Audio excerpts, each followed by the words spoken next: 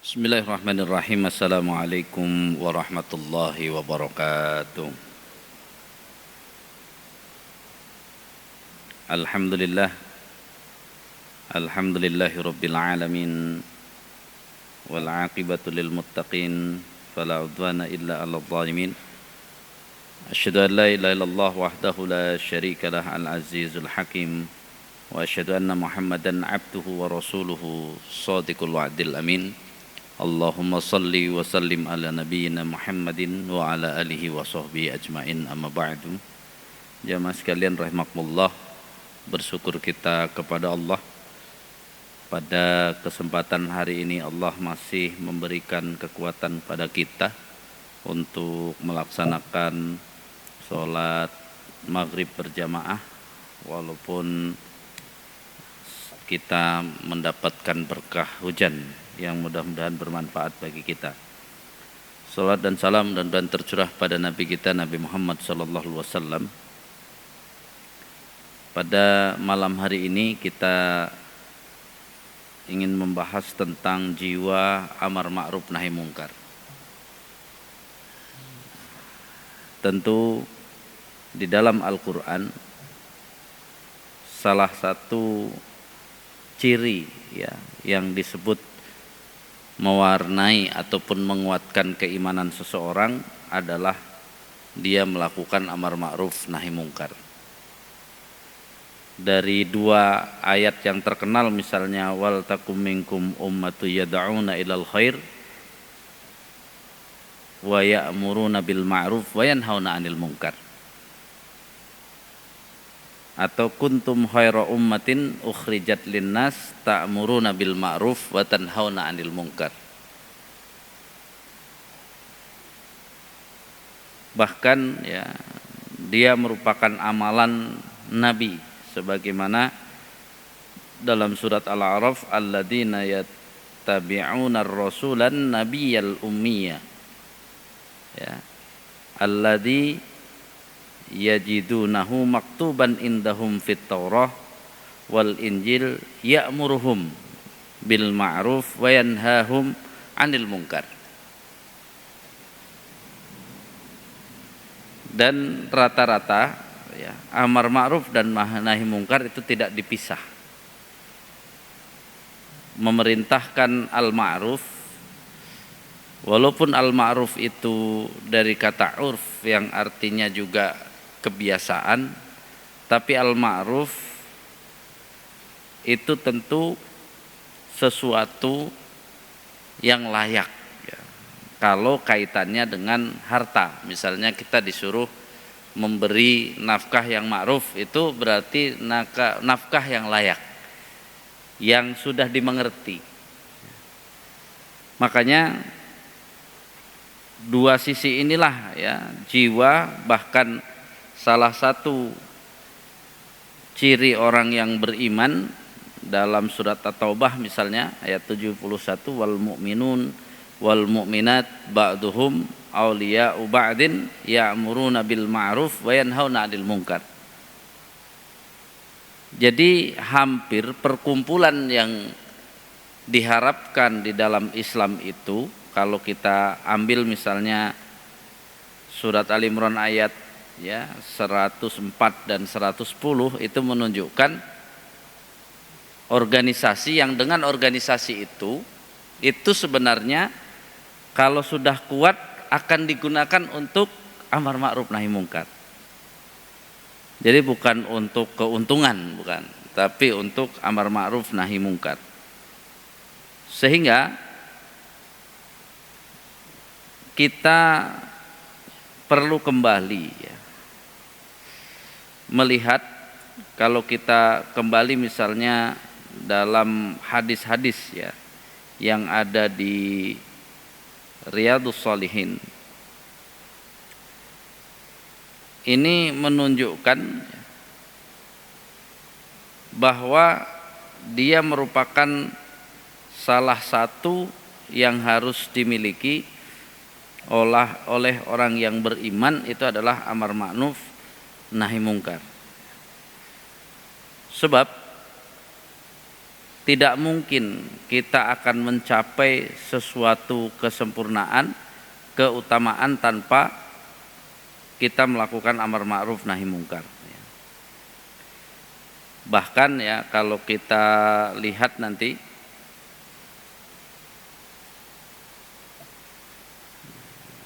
Allah Subhanahu wa taala ya, kalau hadisnya cukup luar biasa ya, bahwa salah satunya misalnya yang terkenal gitu ya, itu apakah kalian mau melaksanakan amar ma'ruf nahi mungkar atau Allah ya, akan mengangkat pemimpin yang buruk di antara kalian. Itu sampai ke sana. Sehingga jamaah sekalian rahimakumullah, semangat untuk mengikuti ketentuan Allah itu harus beriringan dengan amar ma'ruf nahi mungkar. Cuman selama ini gitu kan seringnya dipisahkan, amar ma'ruf itu berarti ngajak yang enak-enak, nahi mungkar seolah-olah jadi perlawanan. Ya. Mari kita pelan-pelan ya. Sebenarnya semua kita itu jiwa-jiwa yang akan kita isi ke dalam diri kita, yang menjadi pensuci jiwa kita, tasfiyatun nafs, itu sebenarnya tujuan utamanya agar kita bisa memaksimalkan semua yang Allah berikan di dunia ini untuk ya, menghasilkan sesuatu yang maksimal di akhirat. Jadi kalau kita mau pahami gitu ya, misalnya mengajak kepada yang ma'ruf itu kan harus sampai orang itu memahami bahwa ketika dia melakukan yang ma'ruf ataupun mencegah yang mungkar, dia benar-benar harus melakukan bukan karena pribadi, bukan karena golongan, bukan karena sama-sama ya jamaah masjid, harus melakukannya kan karena Allah. Nah, bicara karena Allah inilah yang sebenarnya menjadi sesuatu yang spesial.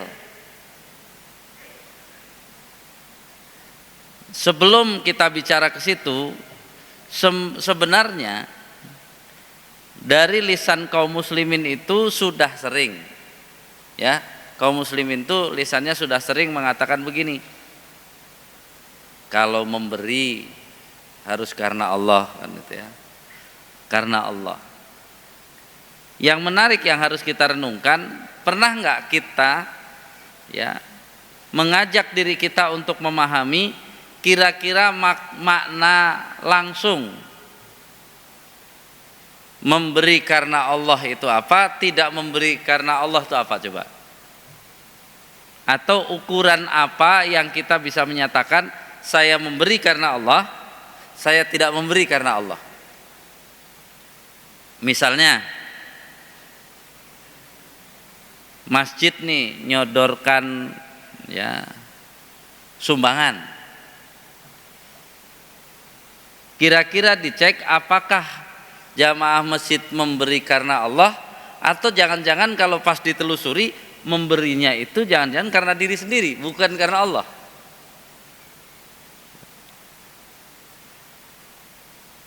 Suatu saat dia tidak memberi juga jangan-jangan bukan karena Allah, tapi karena dirinya sendiri. Contoh nih,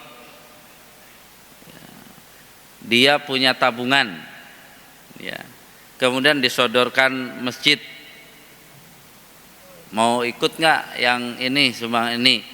Bulan sebelumnya juga ada dari masjid, mau ikut nggak ini? Nah, dia simpulannya bulan lalu sudah, sekarang saya enggak dulu gitu kan.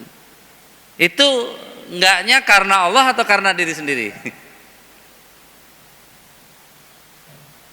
Kan pertanyaan tuh.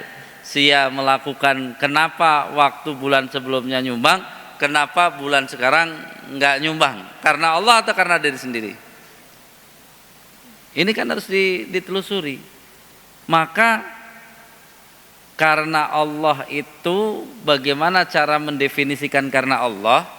Maka yang harus disebutkan, ada nggak kalau Allah memberi, maka ketika dia bilang karena Allah harusnya dikeluarkan atau jangan? Gimana Pak? Kalau kita menyebut karena Allah, ternyata saat masjid nyodorkan itu kita dikasih Allah rezeki. Jadi kalau kita bilang karena Allah harusnya ngasih atau jangan? Ya kalau kita bilang karena Allah, kan Allah udah ngasih tuh. Tahu nggak Allah ngasih ke kita? Tahu. Tapi orang masjid tahu nggak Allah ngasih? Belum tentu tahu. Makanya kalau karena Allah, wah saya harus ngasih. Kenapa? Karena Allah tahu. Saya kan harus memberi karena Allah. Allah tahu ya saya harus ngasih. Ya. Jadi jangan sampai pertimbangannya itu selama ini kebanyakan kalau kita wawancarai bicara karena Allah tuh panjang banget. Ya karena tujuan ini, karena ini. Oh itu bicara yang lain itu. Sekarang itu kan seseorang kalau kita lihat kebiasaan Nabi dan para sahabat, itu kalau ada amal baik disodorkan atau disuruh nyumbang disodorkan kepada Nabi dan para sahabat, kalau ada mereka nyumbang nggak? Pasti nyumbang nggak? Kalau nggak nyumbang berarti karena nggak ada. Kalau kita nggak dulu itu karena Allah atau karena apa? Itu kan PR. Selama ini kita keren banget bicara karena Allah, itu terlalu jauh. Makanya bab infak itu induknya apa? Kalau infak, zakat, infak, sodakoh, induknya apa? Zakat, infak, sodakoh, induknya apa? Induknya sodakoh. Makanya di Al-Quran saja, hudz min anwalihim sodakotan, itu padahal zakat gitu. Nah sodakoh itu ada hubungan dengan benarnya iman. Jujur, arti benar dan jujur bagi orang beriman aslinya adalah terserah Allah. Kalau ada, maka Nabi itu kalau ada terus ada orang minta, kira-kira berani nolak nggak Nabi? Nabi kita, Nabi Muhammad, dia punya sesuatu, ada orang minta, kira-kira mau ngasih atau enggak? Pasti dikasih. Kalau nggak ngasih itu berarti sudah nggak ada. Itu sodakoh, gitu ya. Sudah infak yang nilainya memang benar-benar benar dari keimanannya.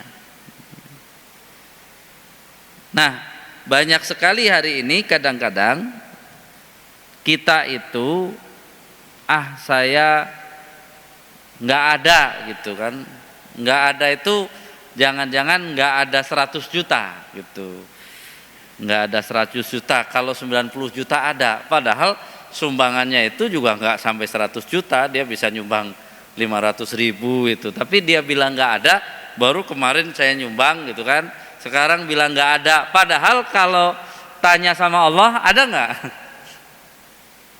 Jadi berani bilang dia tidak nyumbang karena Allah. Jadi ini kan PR. Kenapa ini kita sampaikan? Karena jangan-jangan kita tidak nyuruh yang ma'ruf dan tidak mencegah yang mungkar itu bukan karena Allah, tapi karena apa? Kita nggak mau kan gitu ya. Anaknya tidur nyenyak banget, azan, bangunin atau kasihan? Baru lagi tidurnya, ya kan itu kan PR bagi kita. Kita tidak melakukan karena diri kita, bukan karena Allah. Kalau karena Allah kan apa? Ya usahakanlah dibangunkan. Ya gimana juga. Ini menjadi catatan bagi kita bahwa sering sekali kita tidak melakukan sesuatu, kita lupa bahwa perintah agama itu kalau melakukan sesuatu coba karena Allah. Kalau sudah karena Allah itu kan berarti apa? Kita bengong di rumah dengar adzan. Kalau karena Allah ke masjid nggak? Ke masjid orang dia dengar adzan. Ya. Tapi kan hujannya gede kan gitu ya. Mobilnya 3 jadi gimana ya, kecuali ya ada anak-anak kecil terus mereka mau pada ikut ya nggak apa-apalah sekali-sekali, tapi jangan dibiasakan ngambil keringanan, udah sholat di sini saja itu nggak ada masalah. Tapi kalau nggak ada siapa-siapa juga kita harusnya apa ya, kita berusaha, itu bahasa karena Allah. Sehingga jamaah sekalian rahimakumullah, maka amar ma'ruf nahi mungkar itu juga selama ini sering tidak dilakukan bukan karena Allah. Wah, saya kan misalnya nih sudah terkenal, nanti kalau saya melakukan amar ma'ruf nahi mungkar jangan-jangan jadi nggak simpati itu kan. Jadi tidak melakukan karena diri sendiri. Padahal makna salah satu tafsir dari ya ayyuhalladzina amanu ya, la tuqaddimu baina yadayillahi wa rasulih, itu maksudnya apa? Janganlah kalian wahai orang-orang beriman, janganlah kalian mendahului Allah dan Rasulnya. Maksudnya kalau melakukan apa-apa jangan pertimbangannya diri sendiri. Kalau kita beriman harusnya pertimbangannya Allah dan Rasulnya. Kita harus ngalah secara diri sendiri. Sampai-sampai orang nanya, gimana ya Pak Ustadz, selama ini saya misalnya ada suatu tawaran itu baik gitu ya, tapi saya tahu gitu bahwa tadi ini kan harta yang ada sudah diplot untuk ini, untuk ini. Terus saya katakan enggak masalah diplot. Tapi setelah dijumlah dari plot-plot ada sisanya enggak? Ada misalnya 50.000, ya udah karena Allah kasih 50.000. Kan selesai. Kecuali apa? Di plot ini enggak ada. Ya udah berarti belum bisa. Belum bisanya bukan karena tadi, karena enggak mau. Banyak saat ini dorongan kita selalu memaknai seolah-olah kalau berbuat karena diri sendiri itu lebih baik. Padahal dari ayat tadi bukan lebih baik. Kalau berbuat karena Allah dan Rasulnya itu yang lebih baik. Walaupun diri sendirinya belum mau, tapi dia melakukan karena Allah dan Rasulnya, kan sebenarnya apa? Kan selama ini kita malah mengikuti orang kafir. Apa mengikuti orang kafir? Ya harusnya dorongan itu dari diri sendiri, bukan dari Allah dan Rasulnya. Itu cara orang kafir, Pak. Contoh nih, menurut cinta yang tanpa nilai, seorang suami melakukan sesuatu karena cinta kepada Allah dan Rasulnya, kata istrinya, nggak keren, kamu harusnya melakukan sesuatu karena cinta kepadaku. Itu kan konyol, Pak. Padahal cinta nomor 1 bagi kita adalah kepada Allah, nomor 2 kepada Rasul, nomor 3 kepada diri sendiri, baru kan yang lain-lain. Kan artinya apa? Kita sering seolah-olah wah itu baru mantep, bahasa dunianya apa? Romantis. Karena dia melakukan sesuatu karena dirinya sendiri, karena cintanya terhadap istri. Padahal kalau kita baca literatur, cinta kepada istri itu dalam rangka cinta kepada Allah dan Rasulnya. Kita di kepala kita ini sudah banyak sekali tertanam seolah-olah bahkan bisa jadi istri itu cemberut karena kita melakukan sesuatunya bukan karena cintanya kepadanya, tapi cintanya kepada Allah. Dia malah apa? Wah, kalau gitu mah ngapain tuh melakukan sesuatu karena Allah dan Rasulnya. Padahal dalam literatur agama kita, menurut hadis, menurut ayat Al-Quran, pahala yang paling besar itu karena istri atau karena Allah? Ya karena Allah, Rasulnya, baru pahalanya besar. Contoh ya, contohnya nih ya, kalau jamaah sekalian nih yang sudah punya istri melakukan kebaikan bertahun-tahun, lalu melakukan kesalahan satu kali, terus akhirnya istrinya marah, bilangnya apa? Dasar nggak pernah berbuat baik, selalu bikin masalah. Nah, menurut bapak-bapak gimana? Gimana Pak? Kan bapak harus ngangguk, bener. Nabi kan sudah menyampaikan gitu ya. Bahkan salah satu ulama menyebut jangan ikut madhabnya perempuan katanya. Walaupun kita bukan merendahkan perempuan, ada kalanya perempuan itu walaupun engkau berbuat baik selama-lamanya, engkau melakukan kesalahan sekali, maka engkau dibilang dasar nggak pernah berbuat baik, cuman berbuat salah. Nah itu. Makanya di dalam Islam disuruh apa? Berbuat adil. Berbuat adil itu ya salah iya, tapi jangan ingkari dia berbuat baik. Sehingga kita bisa tadi mempertimbangkan antara kesalahan dan perbuatan baiknya mana lebih besar. Itu kan yang harus dimiliki, itu baru cara menilai yang benar. Tapi kalau cara menilai kita tadinya baik kemudian ini langsung tadi dianggap nggak ada kebaikannya sama sekali. Kalau sama sekali kan nggak mungkin sama sekali, itu namanya tadi mengikuti cara tadi yang disebut ya oleh ulama cara perempuan. Makanya kalau seorang perempuan istri menilai begitu ya bapak senyum saja, karena apa? Oh benar berarti yang disampaikan oleh Nabi, bapak percaya sama Nabi ya, beriman kepada Nabi gitu. Nggak usah ngambek gitu, oh ada kasus seperti itu gitu. Ini menjadi catatan. Makanya termasuk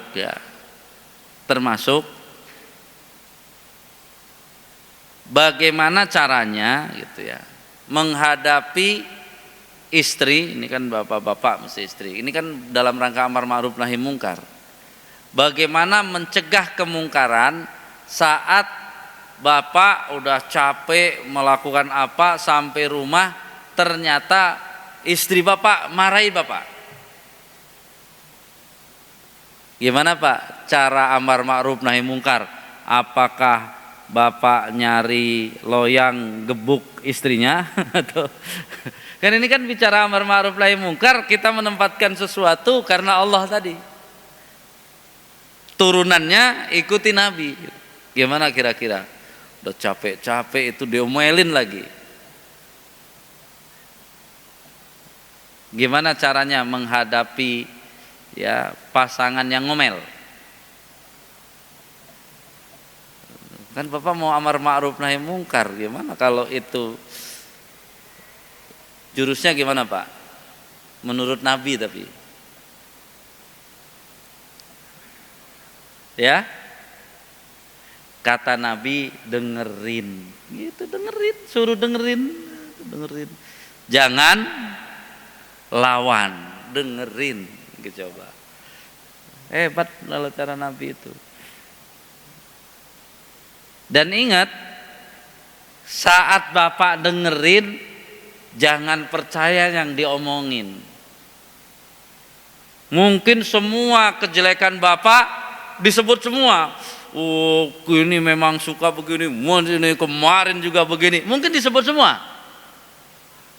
Tapi kata Nabi, masalahnya bukan yang disebut itu Pak. Jadi selama ini kan kita karena istri begitu kita lawan, itu salah kita. Kalau laki-laki kan masalah itu yang diomongin. Kalau istri bapak jangan-jangan ditelusuri, oh ternyata tadi anaknya susah banget diatur, makan juga enggak. Jadi dia ngomel kemana-mana yang disebut bapak, padahal masalahnya bukan itu, masalahnya di kesel yang lain. Ketika bapak urusin ini bukannya tambah runyam, jadi double masalahnya. Makanya dengerin sambil cari-cari ya Pak, ini sebenarnya masalahnya apa nih. Tiba-tiba enggak ada hujan, enggak ada petir, tiba-tiba yang disebut itu semua. Yakinlah Pak. Bapak juga jangan terlalu merasa oh saya salah apa, nggak usah juga. Karena apa? Dengerin sambil cari tahu apa yang terjadi di rumah. Oh ternyata tadi apa, udah mau masak anaknya rewel, mana gas habis harus ke sana, begitu datang ke sana sudah dipasang ternyata bocor lagi harus balik lagi. Itu Pak, dia ngomel kemana-mana, ternyata masalahnya cuman sama gas doang, bukan sama bapak. Cuman bahasa yang dipakai perempuan itu kata Nabi ya tadi, jangan terlalu fokus dengan yang dibicarakannya. Kalau memang bapak tidak melakukan kesalahan apa-apa, kecuali bapak salah beneran, ya itu beda lagi, itu mah ada pemicunya gitu ya. Tapi kalau nggak ada pemicu, tiba-tiba tadi dengerin aja dulu, dengerin sampai kita tahu masalahnya sebenarnya apa gitu. Jadi selama ini kita kurang memperhatikan yang disampaikan Nabi gitu ya. Sehingga kita malah apa? Oh, kita udah capek pulang kerja, wah sama-sama jadinya, udah sama-sama perempuan jadinya, bukan sama-sama laki-laki. Kalau laki-laki harusnya ya kita habis capek ini kayaknya di rumah ada yang error nih. Sambil cari tahu, dengerin dulu sambil cari tahu tadi gimana di rumah. Makanya kalau pulang kerja capek-capek diomelin, begitu dia sudah agak reda bapak nanya, tadi di rumah ada apa masalahnya? Wah, dia cuma pengen perhatikan itu. Nanti dia cerita, oh si ini, oh ini masalahnya, gitu. Jadi jangan suka terprovokasi, terpancing kalau memang kita tidak melakukan kesalahan. Dari mana kita tahu itu? Dari Nabi. Itulah amar ma'ruf nahi mungkar saat istrinya ngomel, bukan istri ngambil piring, bapak ngambil apa? Enggak, itu ya gelas, itu kacau. Kita nggak ngerti amar ma'ruf nahi mungkar. Makanya penempatan amar ma'ruf nahi mungkar tetap bagaimana dari Allah dan Rasulnya. Kemudian kita coba melakukan tadi sambil mengerti. Sehingga ini menjadi catatan-catatan menarik bahwa dalam hidup ini ya, tugas kita itu kan memaksimalkan proses di dunia ini untuk menghasilkan akhirat. Cuman itu Pak. Kesalahan kita selama ini kadang-kadang pengen merasakan di dunia ini beres dan enak. Ya kita amalnya nanti sedikit. Kalau kita pengen dunianya beres dan enak, itu amalnya sedikit Pak.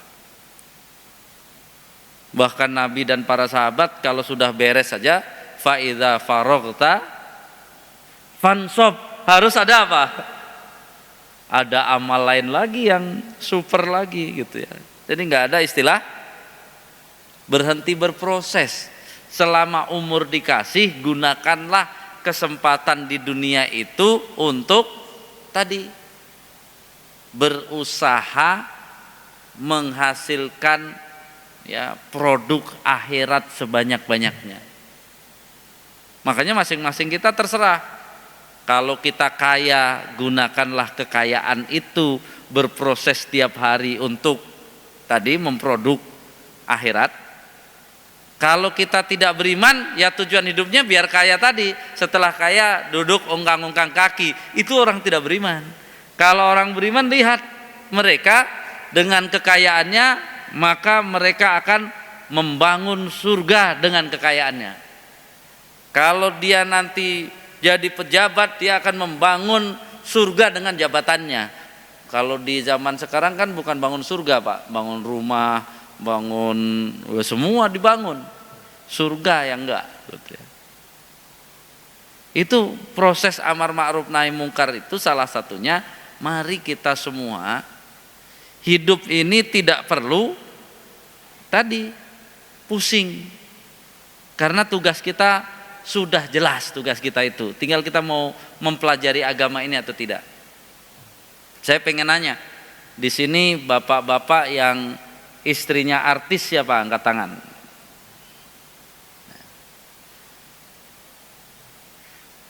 Kan gitu kan.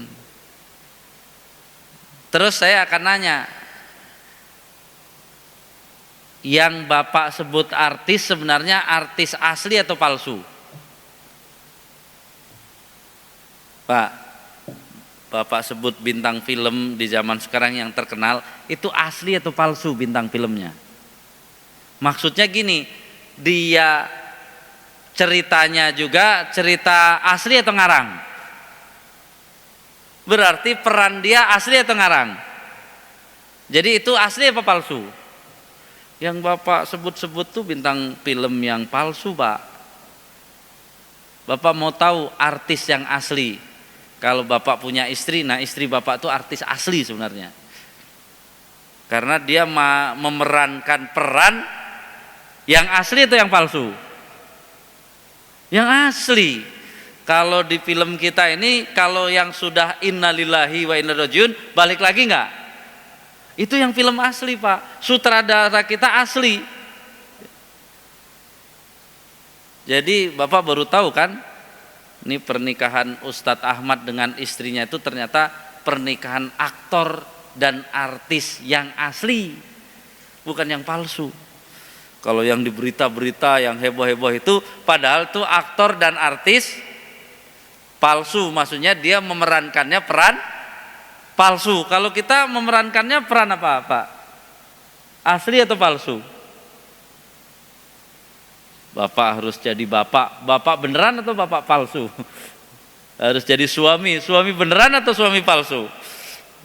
Harus jadi mertua. Mertua beneran atau palsu? Harus jadi kakek. Kakek beneran apa palsu? Semua asli, Pak. Kalau yang di film? Nah, selama ini hidup kita nggak paham, malah heboh mencari artis yang palsu, padahal kita aktor dan artis yang asli, Pak. Jadi kalau pulang ke rumah baru tahu nih ada aktor yang asli kan gitu ya. Jadi masing-masing kita aktor yang asli, tidak bisa diperankan orang lain. Masalahnya coba, bisa nggak ada yang ganti peran bapak? Nggak bisa. Makanya kita ngaji seperti ini, belajar seperti ini sebenarnya apa?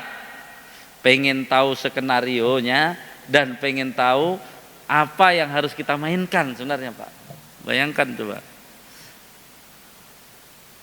Maka nanti artis dan aktor yang mainnya bagus dapat nominasi semuanya, yang masuk surga itu. Tapi kalau yang mainnya jelek, dipecat semua, masukin ke neraka. Jadi yang masuk neraka tuh aktor dan aktris yang itu, Pak, yang gagal, mainnya jelek, nggak laku. Jadi semuanya dimasukin ke sana. Jadi nanti pulang ke rumah, yang masih punya istri pulang ke rumah, waduh ternyata saya baru tahu nikahnya sama artis, ternyata bukan apa, artis yang asli, bukan yang palsu ya. Jadi ini menjadi catatan. Kalau sutradara di dunia ini aja bisa ngasih gaji mahal, sutradara kita kalau kita mainnya bagus, gajinya lebih mahal lagi. Ya surga itu kan nggak bisa dibeli sekarang, pokoknya surga itu sangat mahal. Jadi mari kita menjadi aktor-aktor senior yang hebat gitu. Aktor senior yang hebat tuh tadi sekali main Bapak bisa main jadi anak, walaupun orang tuanya sudah wafat, main jadi suami, main jadi bapak, main jadi mertua, main jadi kakek, main jadi tetangga, main jadi macem-macem Pak. Kita makanya sampai panduannya Al-Qur'an itu 30 juz ya. Pemahamannya harus sesuai standar Nabi. Pemahaman standar Nabi adalah ya perhatikan tafsir-tafsir yang benar untuk mengerti maksud dan tujuan ayat tersebut. Jadi ini menjadi catatan bagi kita. Makanya sekali lagi beramar ma'ruf nahi mungkar itu cara kita adalah tumbuh dalam jiwa kita, dalam melakukannya harus karena Allah tadi, karena Allah dan Rasulnya. Jadi kalau Bapak mau latihan amar ma'ruf nahi mungkar terhadap istri tadi, caranya agar istri kita beramar ma'ruf waktu istri marah-marah tadi udah kita ajarin. Itu dari Rasul, itu lakukan, bukan dari Ustadz. Itu kalau dari Ustadz nggak usah dilakukan, nggak apa-apa, belum tentu benar. Tapi kalau dari Rasul, kemudian tadi panduan dari Allah, lakukan, itu akan luar biasa. Jadi jamaah sekalian rahimakumullah, selama ini kadang-kadang dalam mengkaji konsep itu kadang-kadang kita terlalu jauh sampai nggak ngerti harus ngapain gitu. Ya tadi kan memberi karena Allah gampang, cek. Apalagi sekarang kalau Bapak tabungannya ngendap lama-lama jangan-jangan hilang ntar kan gitu ya. jadi kalau sekarang keren juga itu, kalau Allah ngasih, ada masjid nyodorin, ya ngasih karena Allah. Kok kamu ngasih? Ya karena Allah, Allah tahu saya punya gitu ya, kasih. Ya, pas nggak ngasih karena memang apa? Nggak ada, ya benar-benar nggak ada. Allah juga tahu. Makanya ini ya sederhanakan. Selama ini kita terlalu jauh, malah akhirnya yang mendominasi diri kita. Ngomongnya karena Allah, tapi apa? Diri kita. Ya, kenapa nggak ke masjid? Atau ternyata subuh-subuh ketiduran. Kalau karena Allah gimana? Ya sudah, terima sholat subuh, habis itu banyak mohon ampun, banyak istighfar. Karena apa? Ya gimana lagi, nggak usah juga. Makanya yang tidak boleh nanti akan kita bahas, tidak boleh mencela diri sendiri, nggak boleh. Kita kan sering, aduh saya mah apaan atau itu, jangan itu mah. Makanya ada kalimat wala talmizu anfusakum. Ini harus dimotivasi, jangan dijatuhkan diri kita itu. Harus terus ya dimotivasi. Ya mudah-mudahan pada pertemuan berikutnya kita bisa membahas itu, bahwa jangan celah diri sendiri, kasihan. Misalnya anaknya begini, menantunya begini, nasibnya begini. Kalau udah kayak gini mah udah, itu namanya apa? Udah dapet celaka, makin nyungsep. Harusnya kan apa? Terima dulu. Waduh, saya nggak boleh merendahkan diri sendiri. Wah, mungkin anaknya begitu karena dosa kamu, ya nggak apa-apa karena dosa, tapi ngerti dulu. Sehingga apa? Jangan sudah jatuh ditimpa sekalian. Udah kalau kayak gini saya udah kapok lah.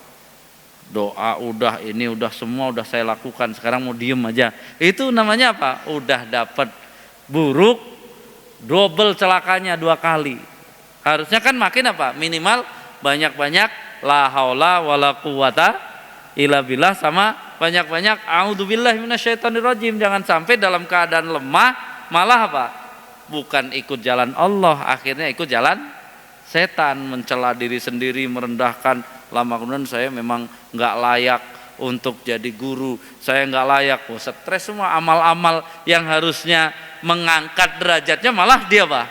Ditutup semuanya. Akhirnya apa? Udah dapat ujiannya berat, makin nyungsep, kan double. Harusnya kan apa? Jalan terus. Insya Allah pada pertemuan berikutnya kita coba bagaimana agar tetap tegar, jangan mencela diri sendiri. Wallahu a'lam bishawab. Jadi selamat berjuang untuk tadi amar ma'ruf nahi mungkar. Ya nanti pelan-pelan sampaikan tuh. Kalau ada jangan bilang nggak ada. Kalau ada bilang nggak ada, berarti bukan karena Allah, karena kamu itu mah. Allah tahu ada, tapi kamu bilang nggak ada.